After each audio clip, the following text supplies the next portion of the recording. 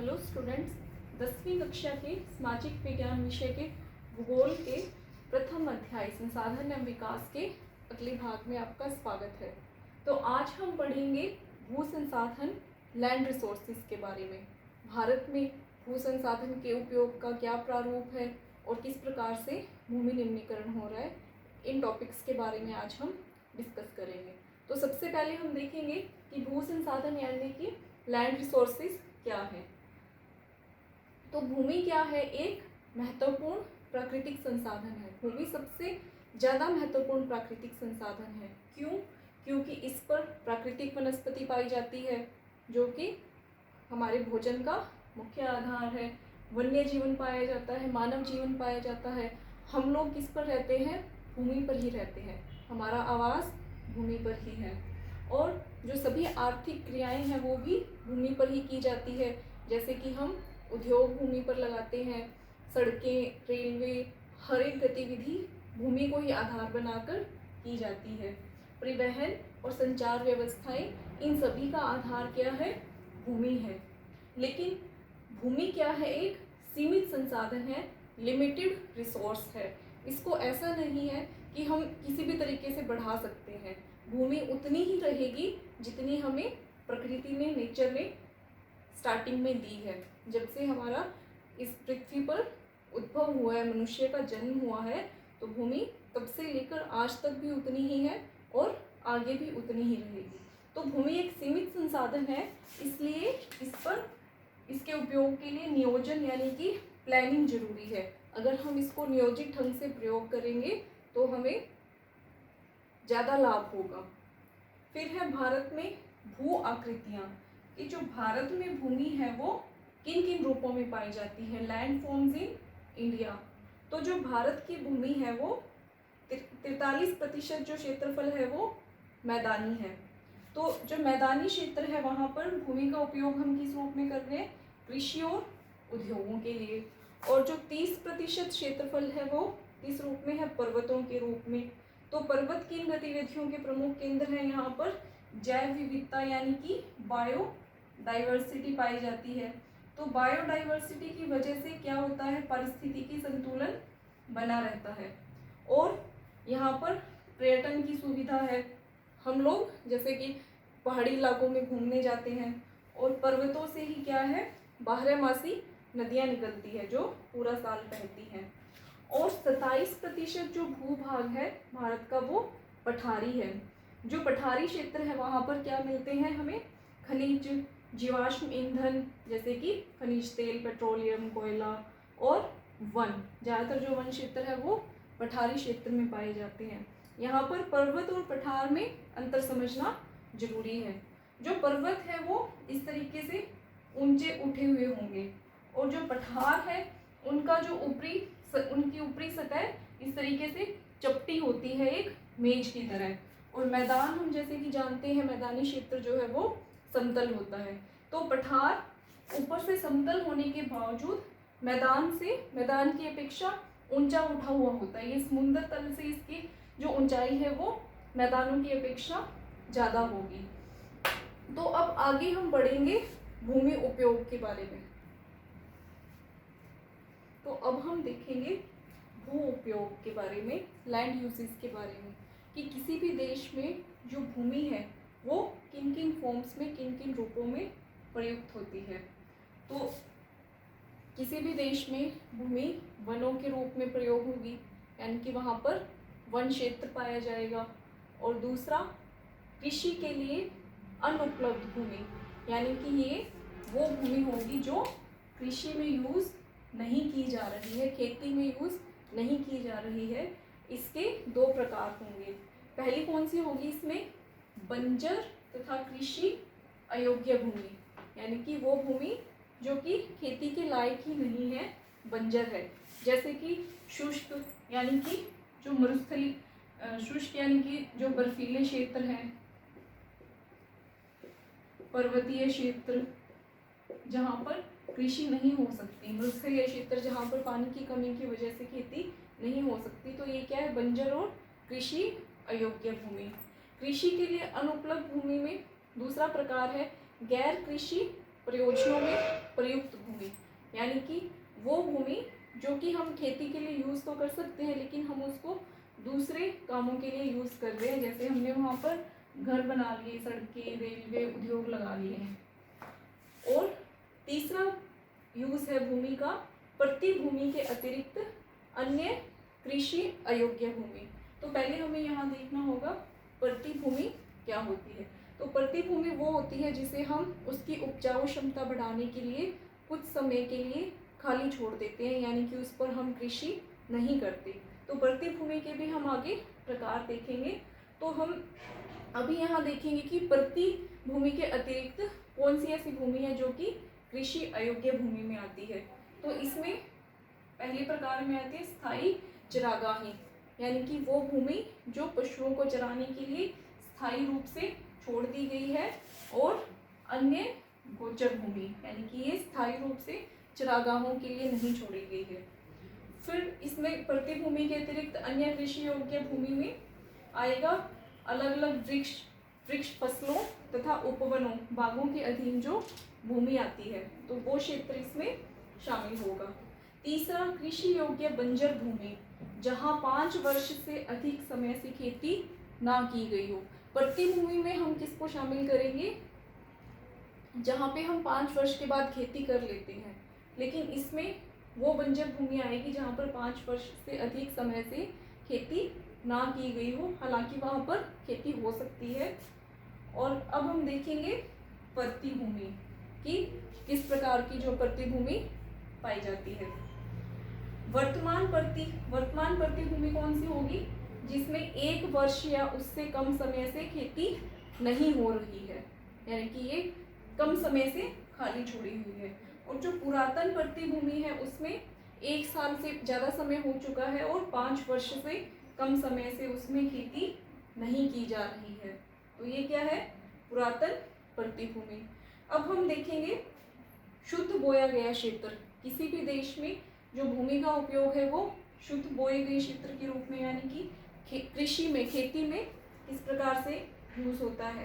तो शुद्ध बोया गया क्षेत्र या नेट सॉन एरिया कौन सा है, जो एक बार बोया गया है, यानी कि वर्ष में कम से कम जिस पर एक बार खेती की जा रही है। इसी में एक और टर्म आती है सकल बोया गया क्षेत्र, यानी कि ग्रॉस सॉन एरिया। तो जो सकल बोया गया क्षेत्र है इसमें क्या शामिल होगा, शुद्ध बोया गया क्षेत्र तो शामिल होगा ही, यानी कि जिस पर हम वर्ष में एक बार खेती कर रहे हैं वो क्षेत्र, और प्लस इसमें हम जोड़ देंगे 1 से अधिक बार बोया गया क्षेत्र, यानी कि किसी भूमि पर हम 1 से ज़्यादा फसल अगर ले रहे हैं तो उसको हम सकल बोए गए क्षेत्र में शामिल करेंगे। इसको हम एक एग्जाम्पल की सहायता से समझेंगे।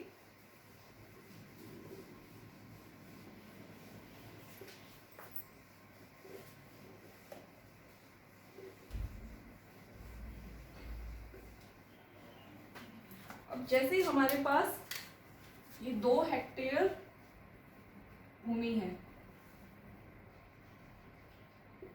खेत है हमारे पास ये 2 हेक्टेयर का, तो इस पर वर्ष में एक बार खेती हो रही है।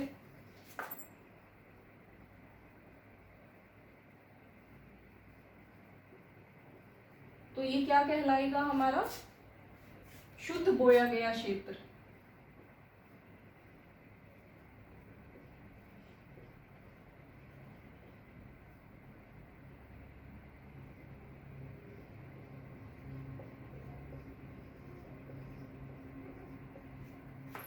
और यदि इसी खेत में हम एक साल में 3 फसलें ले रहे हैं, जैसे रबी, खरीफ और जायद की, एक वर्ष में 3 फसलें, यानी कि हम इसको 3 बार इस क्षेत्र में बुआई कर रहे हैं, तो ये हमारा कितना क्षेत्र हो जाएगा, ये 3 गुना 2 हेक्टेयर कर देंगे, क्योंकि हम 3 बार इस खेत से फसल ले रहे हैं। तो जो हमारा सकल बोया गया क्षेत्र होगा वो कितना हो जाएगा, 6 हेक्टेयर क्या होगा हमारा सकल बोया गया क्षेत्र होगा।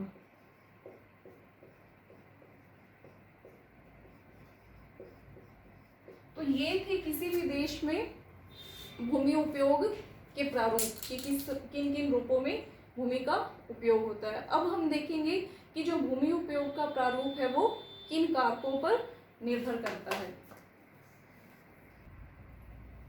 तो अब हम देखेंगे भूमि उपयोग के निर्धारक तत्व, यानी कि कौन से कारक हैं जो ये निर्धारित करेंगे कि हम किस प्रकार से भूमि का प्रयोग कर रहे हैं।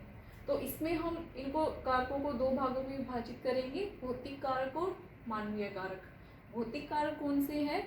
जो कि प्रकृति से संबंधित हैं, जैसे कि भू आकृति, यानी कि किसी क्षेत्र की भूमि कैसी है, वो मैदानी है, पर्वतीय है, पठारी है, इस पर निर्भर करेगा कि वहाँ की भूमि का किस प्रकार से प्रयोग किया जा रहा है। जैसे जो पर्वतीय भूमि होगी वहाँ पर हमारे लिए सड़कें, रेलवे लाइनें बिछाना, कृषि करना मुश्किल होगा बजाय कि मैदानी क्षेत्र के।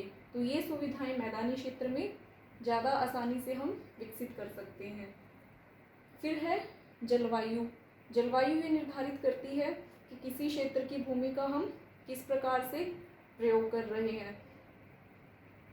और मृदा की गुणवत्ता भी ये निर्धारित करती है कि वहाँ पर किस प्रकार की फसल का उत्पादन किया जाएगा। जो ज़्यादा उपजाऊ मृदा होगी वहाँ पर हम उन फसलों का उत्पादन कर सकते हैं जिनके लिए हमें ज़्यादा पोषण की आवश्यकता होगी। और जलवायु वाले में हम कह सकते हैं कि जैसे कुछ उद्योग, जैसे कि कपास उद्योग ऐसा है जिसके लिए हमें नम जलवायु की आवश्यकता है, तो जलवायु भी भूमि उपयोग को निर्धारित करती है। कुछ फसलों के लिए भी हमें विशेष जलवायु की, विशेष मौसम की आवश्यकता होती है। हम जैसे कि देखते हैं कि पूरे भारत में जलवायु के अनुसार अलग अलग प्रकार की फसलें बोई जाती है। दूसरा है मानवीय कारक, जो कि भूमि उपयोग के प्रारूप को निर्धारित करते हैं।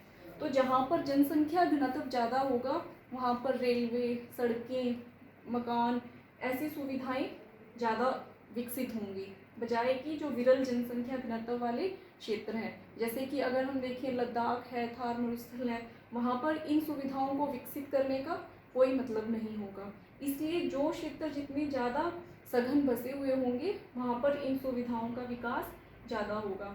दूसरा निर्भर करता है प्रौद्योगिक क्षमता पर।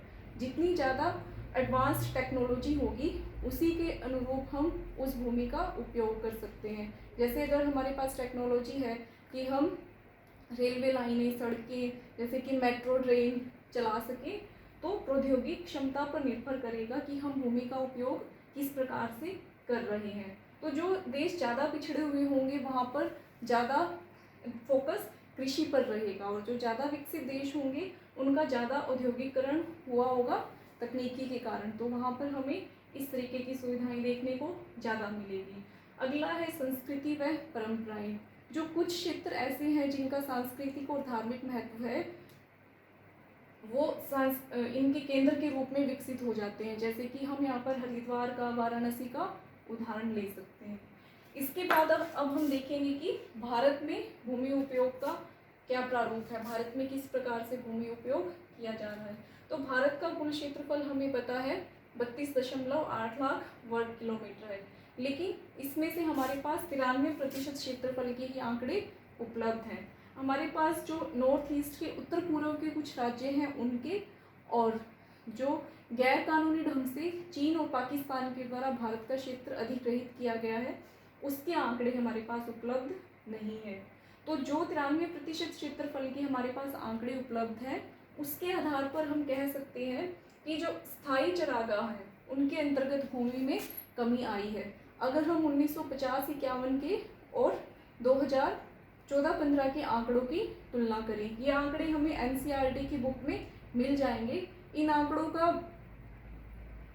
परीक्षा में उत्तर लिखने में कोई ज़्यादा यूज़ नहीं होगा, लेकिन हम ये भूमि उपयोग का जो पैटर्न है उसको समझने में इसका यूज़ कर सकते हैं। तो उन आंकड़ों को देखकर हमें पता लगेगा कि जो स्थायी चरागाह हैं, जो पशु चारण के लिए भूमि रखी गई थी, उसमें कमी आई है। क्यों कमी आई है? क्योंकि हमें जो दूसरे कार्य हैं जैसे कि कृषि है, उद्योग है, भवन निर्माण है, इनके लिए ज़्यादा भूमि की आवश्यकता पड़ रही है। फिर है शुद्ध बोए गए क्षेत्र में भारत में राज्यवार काफ़ी विविधता देखने को मिलती है। जो मैदानी क्षेत्र है जैसे पंजाब हरियाणा, यहाँ पर 80% से भी ज़्यादा शुद्ध बोया गया क्षेत्र हमें देखने को मिलता है। जबकि जो अरुणाचल प्रदेश, मिजोरम, मणिपुर, अंडमान निकोबार है, जो पर्वतीय क्षेत्र हैं, यहाँ पर 10% से भी जो कम क्षेत्र है वो शुद्ध बोया गया क्षेत्र है। फिर है राष्ट्रीय वन नीति के अनुसार देश में 33% भूमि पर, कम से कम 33% भूमि पर वन होने चाहिए ताकि पारिस्थितिक संतुलन बना रहे, जैव विविधता बनी रहे। लेकिन भारत में जो हमें एनसीईआरटी की बुक में आंकड़े दिए गए हैं, 2017 के आंकड़ों के अनुसार 23.3% भूमि पर ही वन है, जो कि लगभग 10% कम है अपेक्षित आंकड़ों से। तो इससे हमें भविष्य में पारिस्थितिक असंतुलन के खतरे का सामना करना पड़ सकता है। और पांचवा है कि हम भूमि संरक्षण और भूमि प्रबंधन पर ध्यान नहीं दे रहे, इस वजह से जो भूमि की गुणवत्ता है वो गिरती जा रही है, भूमि का निम्नीकरण होता जा रहा है। तो ये भारत में भूमि उपयोग का प्रारूप था कि किस प्रकार से भूमि का उपयोग किया जा रहा है। तो अगले वीडियो में हम देखेंगे कि भूमि निम्नीकरण क्या है। आज के लिए इस वीडियो में इतना ही। धन्यवाद।